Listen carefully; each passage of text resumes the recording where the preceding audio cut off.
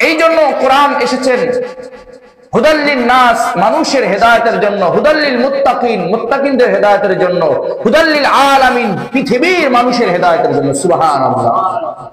আমরা যদি কোরআনকে প্রশ্ন করি, আপনি একটা আদর্শ লিপির বই মুখস্থ করলে কয়দিন পর ভুলে যাবেন, এরকম আছে না? একটা বাংলা বই একটু যে মুখস্থ করবেন, দেখবেন মাঝখান থেকে ভুলে যাওয়ার আশঙ্কা কি থাকে। কিন্তু লক্ষ লক্ষ হাফেজ কোরআন আছে, একটা জের পর্যন্ত তার ভুল যায় না। আপনি যদি বাংলা একটা কিতাবকে যদি বলেন যে বাংলা কিতাব তোমার নাম কি, কিতাব বলবে না।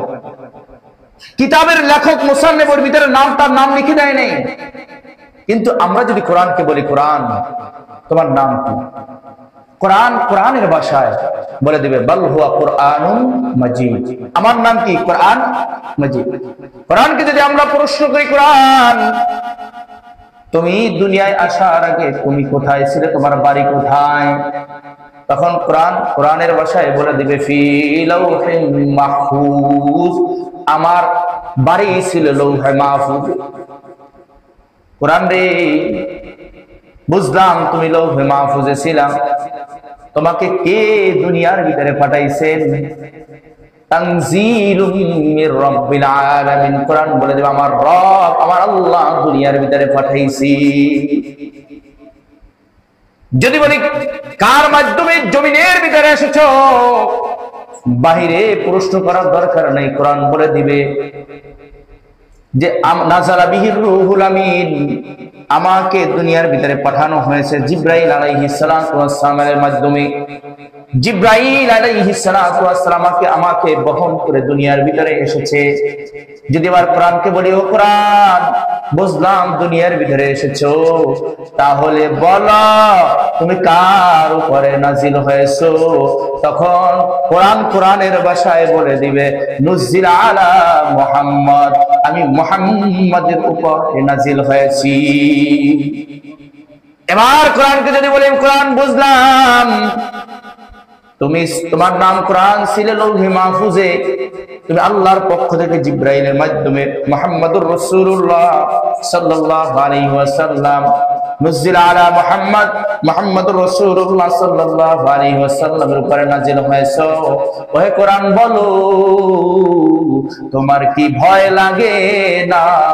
পৃথিবীর বুকে 104 খানা কিতাব আল্লাহ আসমান থেকে নাজিল করেছে।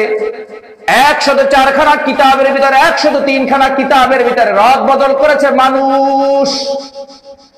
এই মানুষ যারা পণ্ডিত ছিল, যারা জ্ঞানী ছিল, যারা ধর্ম যাজক ছিল, তারা এই 103 খানা কিতাবের ভিতরে পরিবর্তন পরিবর্তন করেছে। ও কোরআন তোমার কি ভয় লাগে না যে তোমার ভিতরে পরিবর্তন করবে, তোমার ভিতরে পরিবর্তন করবে? তখন কোরআন কোরআনের ভাষায় বলে দেয় এ দুনিয়ার মানুষ, গোটা দুনিয়ার মানুষ জেনে রাখো, আমার ভিতরে পরিবর্তন করার সাহস দুনিয়ার কোন মানুষের নাই। একটা জবর পরিবর্তন করতে পারবে না, একটা জের পরিবর্তন করতে পারবে না, একটা নক্তা পরিবর্তন করতে পারবে না, কারণ আমি কোরআনের দায়িত্ব নিয়েছেন স্বয়ং রব্বুল আলামিন। ইন্না নাহনু নাযালনা যিকরা ওয়া ইন্না লাহু লাহাফিজুন। আমি কোরআনের দায়িত্ব নিয়েছে কে? আল্লাহ পাক রব্বুল আলামিন। দুনিয়ার মানুষ তোমরা যদি সব একত্রিত হইয়া যদি আল্লাহর কোরআনের উপরে হাত দিতে চাও, তাহলে আল্লাহর কোরআনের উপরে তোমরা কখনো হাত দিতে পারবা না। কারণ তুমি যদি কোরআনের উপরে হাত দিয়া জবর পরিবর্তন করো, জবর পরিবর্তন করে যদি ভুল করবে, যদি ইমাম সাহেব জবর পরিবর্তন করে যদি তেলাওয়াত করে, পিছনে যদি 7-8 বছরের একটা যদি নাবালক সন্তান হাফেজ কোরআন দাঁড়ায় বলবে ইমাম সাহেব আপনি আজকের নামাজের ভিতরে এই আয়াতের ভিতরে জবরটা রেখে গেছেন, জেরটার জায়গায় পেশ করেছেন, পেশের জায়গায় জজম দিয়া পড়েছেন, এখানে ছিল আলিফ আপনি পড়েছেন হামজা দিয়া, এখানে ছিল হামজা আপনি পড়েছেন হা দিয়া, ইমাম সাহেব ভুল করেছেন। এই জন্য আমার নবী বলেন ও দুনিয়ার মানুষ জানো দুনিয়ার ভিতরে জিন্দা কোরআন হাঁটা চলা করে, দুনিয়ার ভিতরে আল্লাহর লৌহে মাহফুজ জমিনের ভিতরে হাঁটা চলা করে। দুনিয়ার মানুষ রে, ওই লৌহে মাহফুজের সাথে বেয়াদবি করিস না, কারণ আল্লাহ পাক রব্বুল আলামিন পৃথিবীর সর্বপ্রথম, পৃথিবী বানানোর আগে সর্বপ্রথম আল্লাহ পাক রব্বুল আলামিন যেই জিনিসটা বানাইছেন সেই জিনিসটার নাম হলো কলম। আল্লাহ পাক রব্বুল আলামিন একটা সূরা নাজিল করেন, নূন ওয়াল কলামি ওয়া মা ইয়াসতুরুন। আল্লাহ পাক রব্বুল আলামিন কলম বানাইয়া বলতেছে, কলম পৃথিবীর শুরু থেকে শেষ পর্যন্ত যা কিছু হবে লিখে রাখ, লৌহে মাহফুজের ভিতরে লিখে রাখ। কলম তখন তক্তের ভিতরে লিখে রাখছেন। আল্লাহ পাক রব্বুল আলামিন বলেন, জমিনের ভিতরে ও লৌহে মাহফুজ, আমার জমিনের ভিতরেও এক প্রকার লৌহে মাহফুজ থাকবে, কিন্তু লৌহে মাহফুজ তুমি সীমাবদ্ধ জায়গায়, এক জায়গা দেওয়ালের ভিতরে আটকা আছো, বা এক জায়গায় তুমি সীমাবদ্ধ আছো, লড়তে পারো না, চড়তে পারো না। কিন্তু আমার জমিনের ভিতরে যেই লৌহে মাহফুজ হবে, সেই লৌহে মাহফুজ গুলা বাজারের ভিতরে যাবে, সেই লৌহে মাহফুজ গুলা মানুষের সাথে কথা বলবে, লৌহে মাহফুজ গুলা হাঁটবে, চলবে, বাজারে যাবে, মানুষের সাথে কথা বলবে, ঘুমাবে, খাবে, বাথরুমে যাবে। তখন আল্লাহ পাক রব্বুল আলামিন জবাবে মুকদ্দম দিয়া দেয়, সেই লৌহে মাহফুজ হবে মাটির মানুষ, যেই মাটির মানুষকে আমি আশরাফুল মাখলুকাত হিসাবে বানাবো। এ মানুষ, তোমরা পৃথিবীর শ্রেষ্ঠ জাতি কেন বানাইলাম জানো? তোমাদের ভিতরে এক প্রকার মানুষ থাকবে যাদের সিনাটা আমি আল্লাহ পাক রব্বুল আলামিনের লৌহে মাহফুজ। সুবহানাল্লাহ। বলে কারা কারা? বলে ওই শিশু যারা আল্লাহর কোরআনকে মুখস্থ করে রেখেছে। এখন যত চেষ্টা করা হোক না কেন, কোরআনের কোনো থাকায় পরিবর্তন করা যাবে না। আপনি এক নকশা কোরআন নিয়া যদি বলেন এখানে ভুল হয়েছে, আপনি ভুল ধরেছেন। আল্লাহ পাক রব্বুল আলামিনের দুনিয়ার ভিতরে যে লৌহে মাহফুজ আছে, ডাক দিয়া বলবে, ওরে পণ্ডিত ভাই, তোমার ভুল হয়েছে। এখানে আল্লাহর কোরআন 1450 বছর আগে যেভাবে নাজিল হয়েছে সেভাবেই আমরা মুখস্থ করেছি। পরিবর্তন করার মতো ক্ষমতা কারণ নাই। সুবহানাল্লাহ। তাহলে এই কোরআন পরিবর্তন করার একমাত্র কারণ নাই, কারণ আল্লাহ পাক রব্বুল আলামিন চ্যালেঞ্জ দিয়ে দুনিয়ার মানুষকে জানায়া যায়, দুনিয়ার মানুষ 103 খানা কিতাবকে পরিবর্তন করেছো। আমি আল্লাহ পাক রব্বুল আলামিন কিছু বলি নাই, কিন্তু আমি কোরআন যখন নাজিল করেছি, কোরআনের হেফাজতের দায়িত্ব আমি আল্লাহ পাক রব্বুল আলামিন নিয়েছি। ইন্না নাহনু নাযালনা যিকরা ওয়া ইন্না লাহু লাহাফিজুন। এবার কোরআনকে যদি পড়িও, কোরআন দুনিয়ার ভিতরে এসেছে বুঝলাম, তোমাকে আল্লাহ হেফাজত করবে। কেন এসেছে দুনিয়ার বুকে? তখন কোরআনের ভাষায় বলে দেয়, হুদাল্লিল মুত্তাকিন, হুদাল্লিন নাস, হুদাল্লিল আলামিন। আমি মানুষের হেদায়েতের জন্য আমি দুনিয়ার ভিতরে এসেছি। এখন যদি কোনো মানুষ চিন্তা করে কোরআন আমাদের হেদায়েতের জন্য যথেষ্ট নয়, ও বন্ধু, তুমি বোকা সাগরে বসবাস করো। কারণ যেখানে কোরআন নিজেই বলে, লা রাইবা ফি, আমার ভিতরে বিন্দু মাত্র সন্দেহ নাই। এ মানুষ, তুমি যদি কোরআনকে ফলো করো, তোমার জীবনটা সুন্দর হয়ে যাবে। সুবহানাল্লাহ। আর কোরআনের ব্যাখ্যা হলো নবীর হাদিস। যেখানে তোমার একটু বুঝতে কষ্ট হবে, কোরআনের ভিতরে তোমার কাছে অস্পষ্ট লাগবে, ওই রাসূলের হাদিস খুঁজে দেখো, তাহলেই তুমি পেয়ে যাবা। এক নাস্তিক, নতুন করে এক নাস্তিক দেখলাম, কলেজের ছাত্র, সে বলে কোরআন নাকি সাধারণ একটা বই, এটা মানুষের নাকি জীবন বিধান হতে পারে না, এটা মানুষের কাছে এটা বলো সাধারণ একটা বই। অথচ তোমার মতো বড় বড় পণ্ডিতেরা যখন কোরআন নিয়ে রিসার্চ করেছে, তখন তারা কোরআনের কাছে আত্মসমর্পণ করে তারা ইসলাম গ্রহণ করেছে। বিজ্ঞানের একটা বই দেখলাম, সেখানে বিজ্ঞান লেখেন কোরআন এবং বিজ্ঞান হলো আপন দুই ভাই। কোরআন এবং বিজ্ঞান আপন দুই ভাই। যদি কোরআন যদি মাইনাস করে যদি বিজ্ঞান বুঝতে চাও, অসম্পূর্ণ হয়ে যাবে, বুঝতে পারবা না। আর আমি বলি, তোমার কথা এখানেও ভুল হয়েছে। কোরআন হলো মূল, তোমার বিজ্ঞান হলো তার ব্যাখ্যা। তার খ্রিস্টান মানুষ তো বিজ্ঞানী, সে লেখছে কি কোরআন এবং বিজ্ঞান কি আপন দুই ভাই। যদি একটাকে বুঝতে চাও আটটাকে মাইনাস করা যাবে না, কোরআনকে মাইনাস করে বিজ্ঞান বোঝা যাবে না, বিজ্ঞানকে মাইনাস করে কোরআন বোঝা যাবে না। আমি বলি না, কোরআন হলো মূল, তোমরা হলো তার ব্যাখ্যা। কারণ মানুষ একসময় বুঝতে কষ্ট হয়ে যাইত, মানুষ একসময় কোরআন বুঝতে কষ্ট হয়ে যাইত, কিন্তু এখন বিজ্ঞান আবিষ্কার যত বাড়ে কোরআন বুঝতে তত সহজ হয়। তা কোরআন হলো কি? কোরআনের ব্যাখ্যা হলো কি? বিজ্ঞান। কোরআনের ব্যাখ্যা কি? বিজ্ঞান। কিন্তু বিজ্ঞান আর কোরআন আপন দুই কি না? ভাই না। তাদের ভাষায় তারা লেখছে, তাদেরকে ওয়েলকাম জানাই, লেখছে ভালো। তা তো বুঝছে যে না, একটাকে মাইনাস করে আরেকটা কি বোঝা যাবে না। আফ্রিকার জঙ্গলে কোরআনকে বোঝানোর জন্য আরেকটা বলি ঘটনা। হায়াতুল হায়াওয়ান একটা কিতাব আছে, অনেক মোটা। এখানে একটা পাখির নাম লিখছেন। ওই পাখি পৃথিবীর বুকে তার পেটের ভিতরে ডিমও হয় না, বাচ্চাও হয় না, কিন্তু তারপরে তার বংশ বিস্তার হয়। এইটা যখন বুঝতে যাবেন, কেমনে বুঝবেন যে ডিমও হয় না, বাচ্চাও হয় না, তারপরে তার বংশ বিস্তার হয়?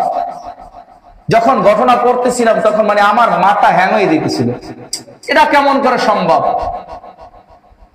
যখন তাদের একটা পাখি আছে আমাদের দেশে, চালাক পাখি, নাম জানে কি?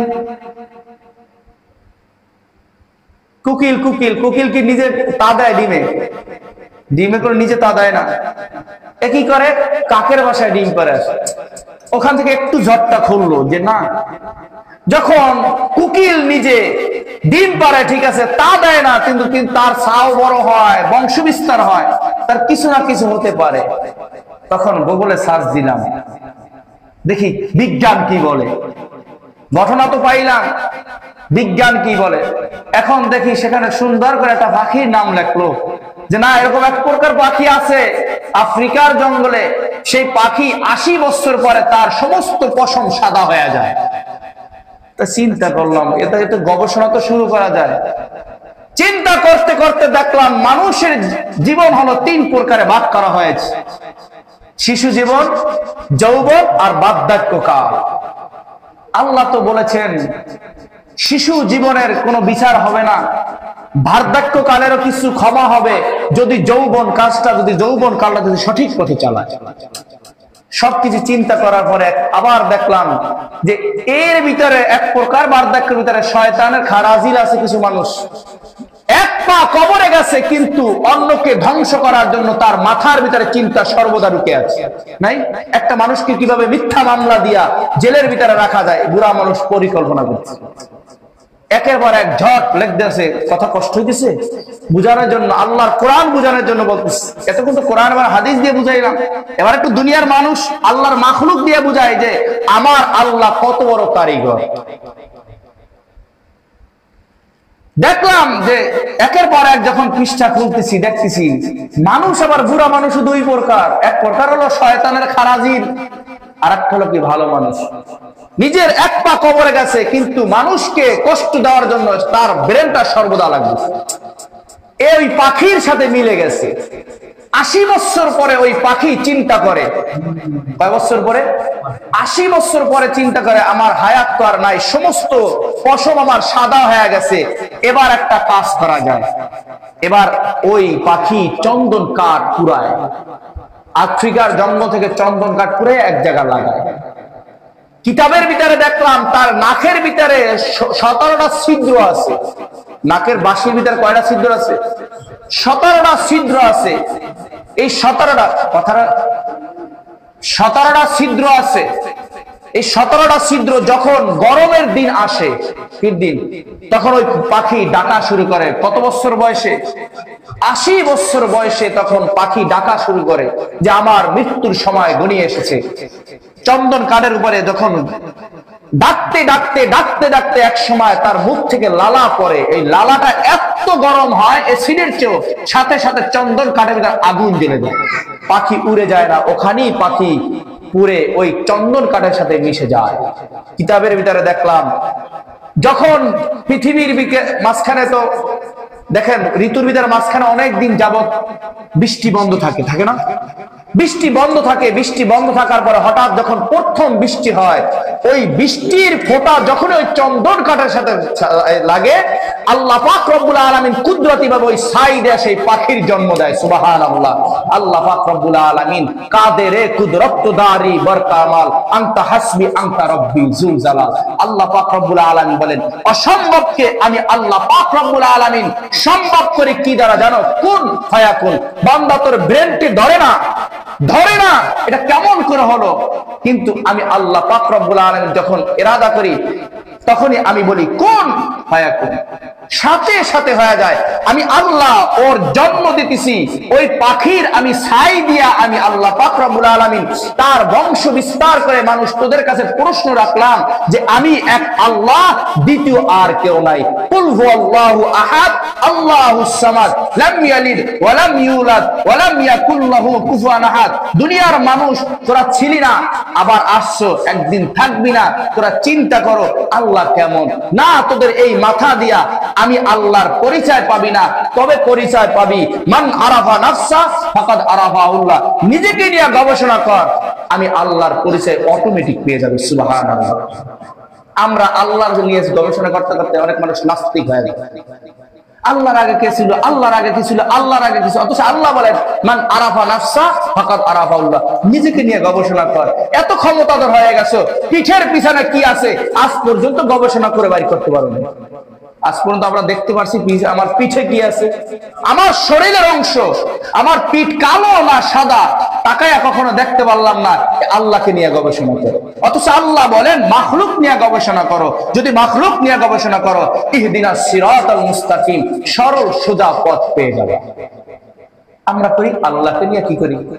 গবেষণা করার চেষ্টা করি না। আল্লাহর মাখলুক নিয়ে চিন্তা করেন, হায় আল্লাহ পাক রব্বুল আলামিন এই পাখিটাকে এত সুন্দর করে বানাইলেন, এই ফলটাকে এত সুন্দর করে বানাইলেন, এই গাছটাকে এত সুন্দর করে বানাইলেন। কে বানাইলেন? প্রতিদিন সূর্য পূর্ব দিক থেকে ওঠে, পশ্চিমে কি হয়? ডুবে। আবার কোনোদিন তো দেখলাম না উত্তর দিক থেকে ওঠে দক্ষিণে ডুবে, না। কোনোদিন দেখলাম না দক্ষিণ দিক থেকে সূর্য ওঠে উত্তরে ডুবে, দেখলাম না। অবশ্যই এর একজন কারিগর আছে, তিনি কে? আল্লাহ। আল্লাহ পাক রব্বুল আলামিন বলেন এই সব নিজাম আমি আল্লাহ পাক রব্বুল আলামিন কলমের মাধ্যমে, কি মাধ্যমে? কলমের মাধ্যমে আমি পৃথিবীর সূচনার আগেই আমি লিপিবদ্ধ করেছি। একদিন দুই দিন না, পৃথিবীর সূচনার 50 বছর আগে, 50,000 বছর আগে আমি আল্লাহ পাক রব্বুল আলামিন এই সব কিছু লিখে রেখেছি। এই একই নিজামের উপরে পৃথিবী চলতেছে। এখন বলতে পারেন সেই 50,000 বছর আগে আল্লাহ লিখছেন, আল্লাহ কি জানতেন চোর হবে, ডাকাত হবে, তাও কি আল্লাহ লিখে রাখছেন? তাহলে একই সমাজের মানুষ বসবাস করে, একজন চোর হয়, একজন ডাকাত হয়, একজন পাগল হয়, তাহলে এটা আবার কেমন বিচার আছে না? আসলে মানুষের বিচার না। অনেকেই ধারণা করেন একটা মানুষ খারাপ, একটা মানুষ ভালো, একটা মানুষ চোর, একটা মানুষ পাগল, কিভাবে বিচার হবে? সহজ প্রশ্ন উত্তর। আমি একটা মাসালা বলি, পাগলের উপরে কি সবাই জানে শরিয়াত নাই? শিশুর উপরে কি নাই? শরিয়াত নাই। তো শরিয়াত আসে কাদের উপরে? একটা প্রশ্ন করলেই তো সব